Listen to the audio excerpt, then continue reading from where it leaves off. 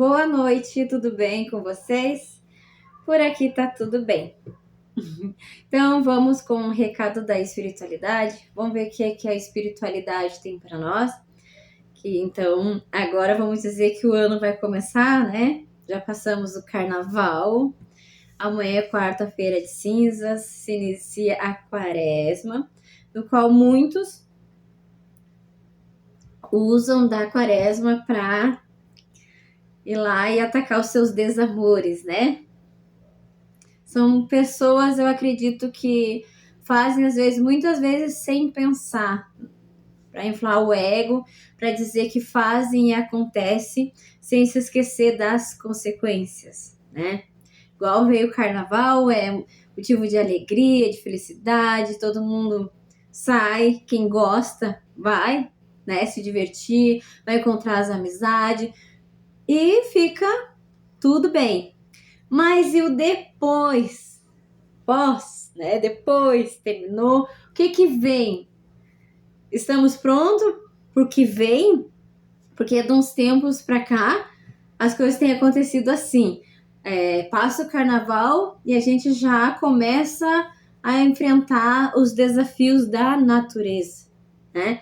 E é uma sequência, já veio água, já veio vento, agora né? Vamos dizer assim, fogo também. Tudo a gente tem que estar lidando com a força da natureza. E por que a natureza se revolta tanto?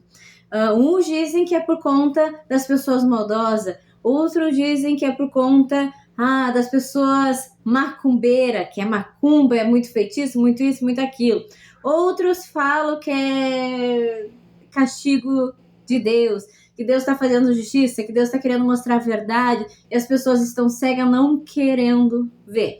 E assim a gente vai achando uma justificativa para enfrentar aquilo que nós mesmos cultivamos, que nós mesmos causamos em brincar com o desconhecido, embora muitos querem ter um entendimento sobre tudo que vem, sobre tudo que a gente tem que enfrentar.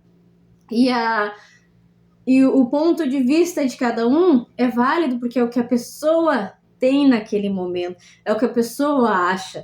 E assim a gente vai nos conduzindo pelo achismo, não querendo de fato entender que tudo acontece por causa das nossas escolhas. A gente que causa tudo isso. É o nosso egoísmo que fala mais alto, é a nossa intolerância religiosa que fala mais alto, é o preconceito que fala mais alto, é o orgulho, a soberba, a inveja, os ciúmes, é fofoca, é a rivalidade, é a disputa, é tudo a gente que causa esse dano. Porque embora a gente gostaria de ser pessoas perfeitas, a gente não consegue ser perfeito. E mesmo assim, a gente continua com o nosso ego, a gente continua se achando super-heróis diante da força da natureza. A gente ultrapassa os limites que não são nossos, que não é da gente. A gente ultrapassa até mesmo aquilo que a gente acredita. A gente não se deixa ser conduzido por uma energia no qual a gente acredita. Aqueles que falam, que pregam o evangelho, muitas vezes toma a frente da palavra para poder atacar outra pessoa. E é assim, pode dizer que não, mas é. Na religião no qual hoje eu estou servindo, quando eu encontro um desafio dentro da minha própria religião, quando eu acho que eu não estou de acordo com aquilo, mesmo eu não conhecendo nada, ainda assim eu sinto raiva, sinto ódio e quero usar daquilo que está a mim para atacar outras pessoas. E não é isso. A religião em si não é isso. A religião é respeito. Até mesmo vamos lá na palavra de Deus, que é o fundamento de todas as coisas, que é o início onde tudo começou e que teve a separação, que hoje a gente pode escolher o que a gente serve ou o que a gente não serve.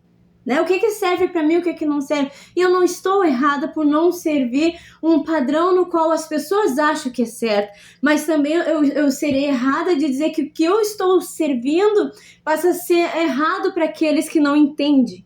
Então, conseguindo me compreender, eu sigo aquilo que eu acredito que faz bem para mim, mas eu não posso obrigar outra pessoa a achar que aquilo dali seja o certo. mas eu posso entender que eu tenho que respeitar o espaço do meu próximo.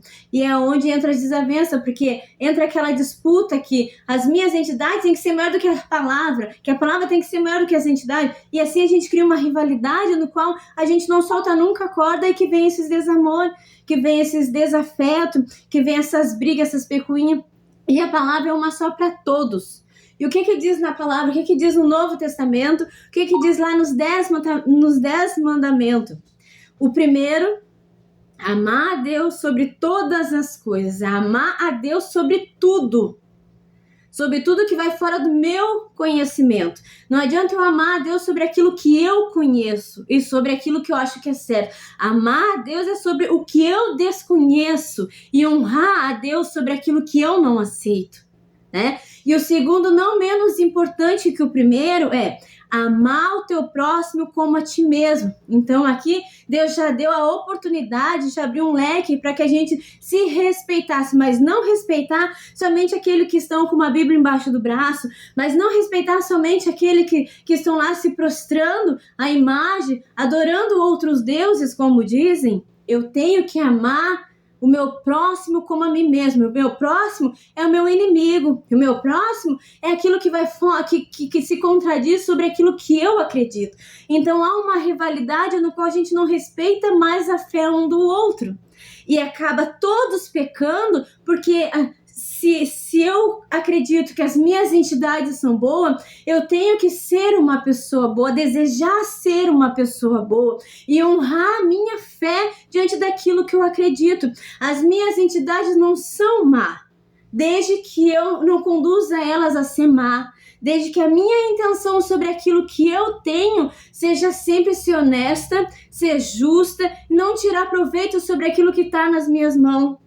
É honrar com as minhas entidades para que elas sejam luz em todo o tempo, para que eu possa ter um amor fraterno, para que eu possa ter um amor puro, respeitando as minhas entidades, mostrando que elas não são mal, mas que elas fazem acontecer na vida do próximo também, que ela não me desonra, que ela não faça eu passar vergonha, que ela não faça eu me sentir humilhada, mas que ela possa eu olhar para o próximo como aquilo que eu desejo para mim, desejar para o meu próximo sem invejar. Então a palavra de Deus, ela pega todas as religiões, desde que eu abra o meu entendimento e aceite que é isso que a palavra está dizendo. Não adianta eu estar dentro da igreja e desonrar a palavra de Deus, porque a palavra de Deus é o alicerce para que tu tenha uma vida plena. E isso se enquadra não só dentro da igreja, isso se enquadra em outras congregações, isso se enquadra em outras crenças também, querendo ou não, aceitando ou não, é isso que se diz a palavra, porque a palavra de Deus, ela é viva e eficaz. Então, se ela é viva e eficaz, ela vai além do meu conhecimento. Eu não posso me basear porque eu estou dentro da igreja, ela só é válida para mim. E eu posso atacar aquilo que eu desconheço, está errado. E daí depois eu tenho que lidar com a força da natureza por causa do meu egoísmo, de achar que Deus ele só está dentro daquilo que eu acredito que é bom para mim.